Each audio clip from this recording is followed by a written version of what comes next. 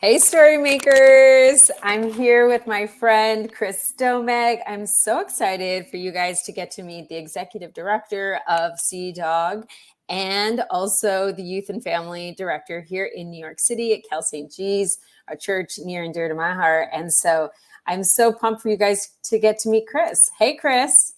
Hey, Mel. Good to see you. Yeah, it's so great to have you here. We get to invite so many great new friends so that everyone can see how God moves through each and every one of our lives.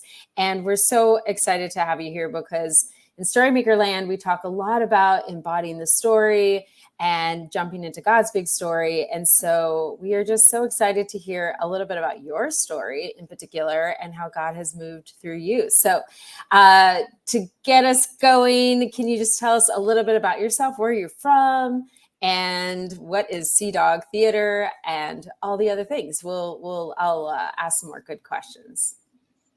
Yeah, I was born and raised in Salzburg, Austria. My mom's American and my dad's Austrian, and I was gifted the dual citizenship from birth. So coming to the States was always an option, and I chose that option for college. I did my schooling all up until and including high school in Salzburg, and then I came to the States. And I've always been interested in stories, particularly acting. I remember even in elementary school, I had to ask my mom to talk to our homeroom teacher to put me in the play because the homeroom teacher had her favorite kid who got to do all the plays. And by the time fourth grade rolled around, I said, I'd really like to be in the play. So my mom spoke to the teacher, and we ended up doing the eagle and the hare, where they race, and then the eagle has a double, and so the bunny keeps running back and forth, and it's like, how is this slow creature beating me? And I was the bunny running back and forth. So I've got early memories of wanting to be involved in story and in acting. But a profound change happened for me when I was at Wheaton College. I had an exceptional acting teacher named Mark Lewis, who had been a professional actor in New York, but hadn't then become a professor at Wheaton. We were always talking about, or a sort of core concept was integration of faith and learning. Mm-hmm. And in that theater, I found an integration of faith and theater that took both equally seriously.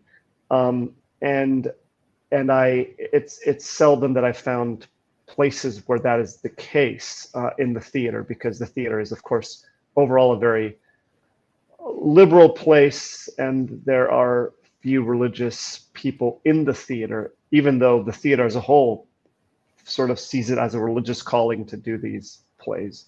Anyway, I had an exceptional experience there, and that sort of set me on the course to study acting, to get an MFA in acting, come to New York in 2006. And then 7 years ago, with raising kids in the city and wanting to be around for the family, I made the hard and difficult decision of starting a theater company. Not because I had any sort of grand schemes of running a company, but because I wanted to find a way to continue to tell stories in New York City. And New York City is, of course, a very tough place to get your career going. And so that's sort of how that happened. And we started CDOG Theater, which is a company committed to telling stories of alienation and reconciliation. And that mission, or that sort of drive to tell those stories, though we are not a religious theater company per se, the mission to tell stories of alienation and reconciliation I see as very much directly linked to my own faith and my desire to tell those stories, but also the fact that those are the stories that frankly move me the most. Mm-hmm. I'm just constantly moved when I see those two tensions at play in the world and in stories. And so that's what we've been doing for 7 years. And then for the last couple of years, my wife and I, Janelle, have been honored to be the youth and family directors here at Calvary St. George's, and I've been telling great stories in that context as well through StoryMakers curriculum. That's so awesome. Well, one of the cool things I think we find over and over again in the Bible is that theme that you just described of alienation and reconciliation. It's like from the beginning all the way through, you have this constant mashup of characters who are struggling to be reconciled to themselves and to their God. And I think, being able to embody these stories and affording the opportunity for kids to embody these stories really brings them to life. And I just love for you to share with us, Chris, a little bit about like, what does it look like to help others embody story and bring it to life? Because I think a lot of times grownups have a difficulty of inviting kids into the story. I think that our mindsets are usually set upon like behavior modification or content outcome when it comes to kids and teaching them and drawing them into God's big story. But what have you found that has been meaningful in drawing kids into God's big story? Well, for one, I think that kids can handle way more nuance and also sort of weightiness when it comes to stories than we often give them credit. I recently heard a wonderful conversation with Kate DiCamillo, the children's author. She's in conversation, I believe, with Krista Tippett. And it's profound. I mean, she's asked that same question of, well, how much intensity can kids handle? And should we dumb down stories and take out the ugly parts and the scary parts? And she says, essentially, no. I mean, of course, you want to write about it age appropriately, but she says kids know about the fact that the world is troubling and broken. They know it from an early age, and they don't need to be sort of lied to about that.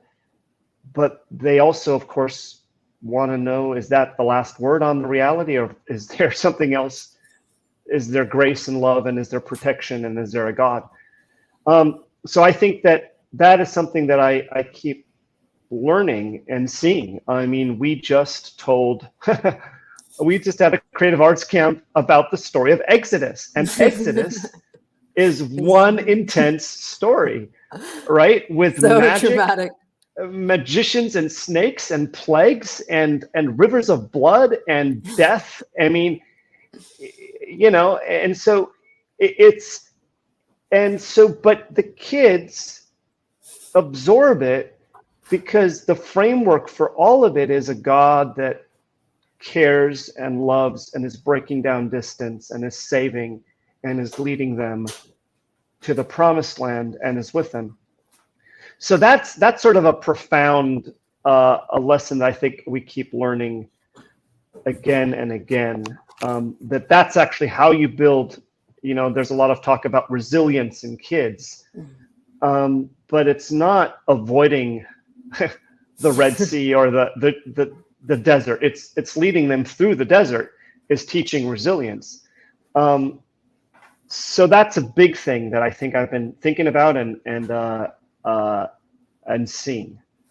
That's awesome. Yeah, I mean, I think that kids can handle so much more than we do give them credit for. I mean, Roald Dahl is one of the most beloved children's writers, and every story he starts out with is dramatic trauma. Like parents are dead, kids are orphaned, and then it just moves into this whole narrative where kids are pretty clever and they build resiliency. And I think that that's a really important part of, inviting them into God's big story. And the other thing I think I imagine that this is true, and you can speak to it more clearly, but the idea of building empathy and working with others and kids acting out parts, what does that foster within, a culture, on stage or in a Sunday school classroom when everyone has to play a part?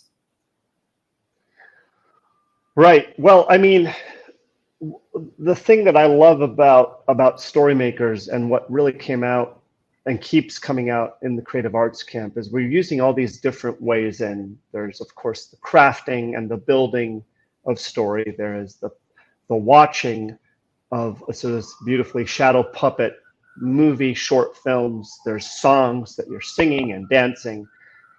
And then you're participating. The older kids get to participate in the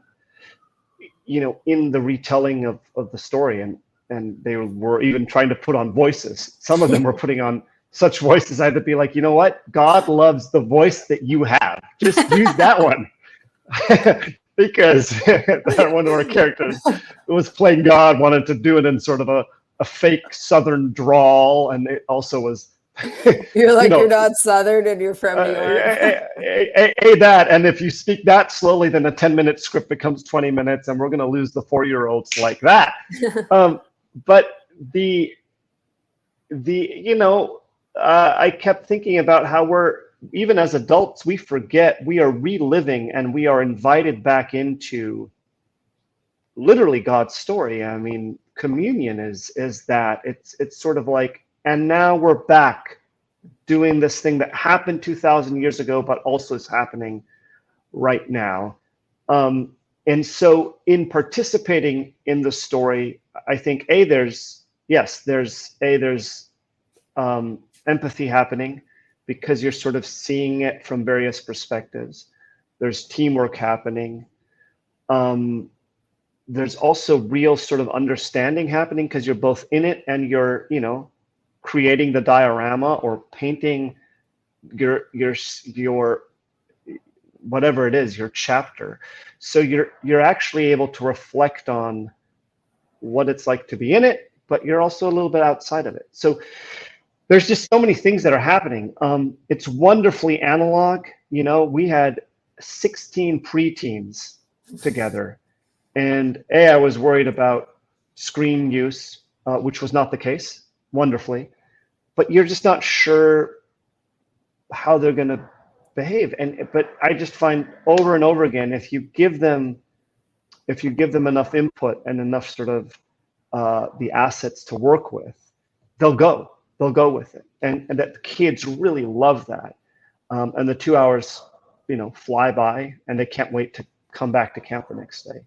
So there's all kinds of things happening in this sort of activities that I find extremely encouraging for kids in general, but especially when it comes to understanding God's story, and their ability to both live in it and comprehend and reflect on it.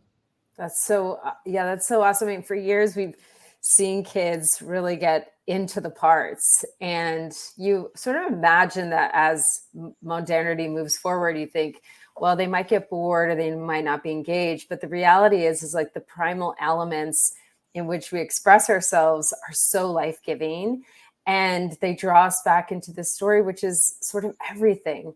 I think, as Mattelli Perkins talks to us about humanity being storied people, and finding ourselves in God's story is drawing us back into purpose, and back to one another. It's such a powerful tool. So Chris, I, love to end our little roundups with getting a little curious about you and your own story. What has been a story that's sort of taken your heart, maybe when you were a kid, or it could be as a grown-up now, but we love to hear like other stories that have captivated our grown-ups that we get to meet.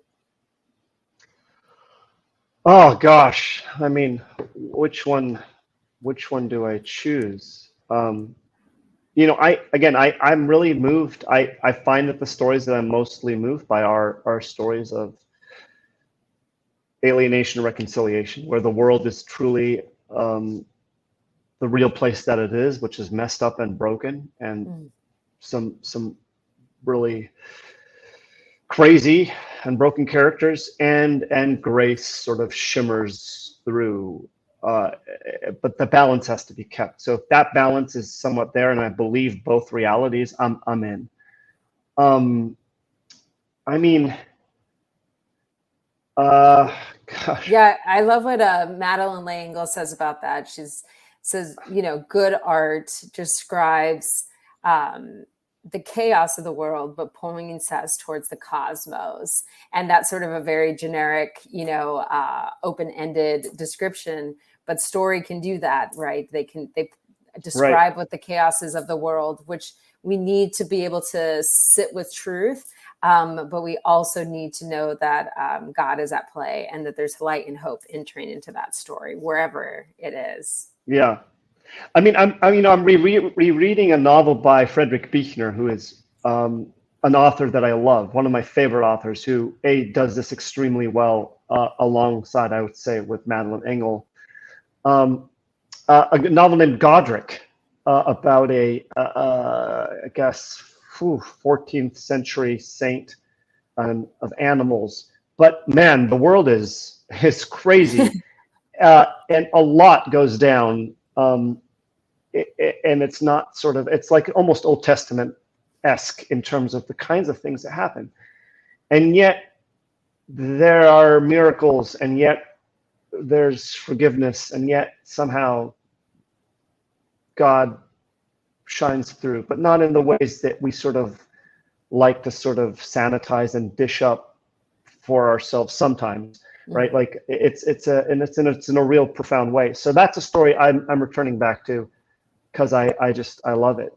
Well, and I think that's such a helpful thing to say and describe as sort of we kick into the fall this year with our kids. And, you know, it's tricky when you're in youth and family because you get all sorts of kids, and some are easy to deal with and some are difficult. But having sort of this perspective that God's story is a long story, and that God is at work in the midst of the chaos of the individual child coming towards you, I think that that's so wonderful to be able to hold on to too, as we sort of think about like, what is going to be the story of this year for the ministry that I'm engaged with, and the kids and the families that I'm engaged with, holding on to the idea that God's story is a long story, and that reconciliation is just around the corner. Yeah, I agree. And, you know, being reminded that neither in the Old Testament nor in the New Testament did God's people ever see him coming. They were always confused and surprised and didn't understand that it was God trying to get to them. So, you know, even though we have these stories handed down to us, we are still living every day into the new story. And I think there's a good dose of humility that we need for ourselves, but also with kids. Yes, we're inviting them into, you know, we have a curriculum that we have, but that curriculum may or may not be relevant to them that particular day. They're coming in with their own family history and their own drama and their own feelings, and that is okay. That they'll come in and they'll have their experience, and just being open to that. Because when I look at the Bible, it's like, well, everyone thought they understood what God's plan was and how it's supposed to go, and God's always like, nope, not like that. I'm going to do it this way, do it this way. So, you know, I feel being part of a church community, and certainly running a family and youth program, requires just a lot of sort of open-handed trust and belief that if you're willing to love this kid and invite them in, God will do sort of the rest of it, and be okay with that, and then see, hopefully be privy to the wonderful ways in which God does show up uniquely for each kid and each adult that sort of enters our doors. Well, there's just always surprises, just like you said, right? And in the places you don't imagine that they may be.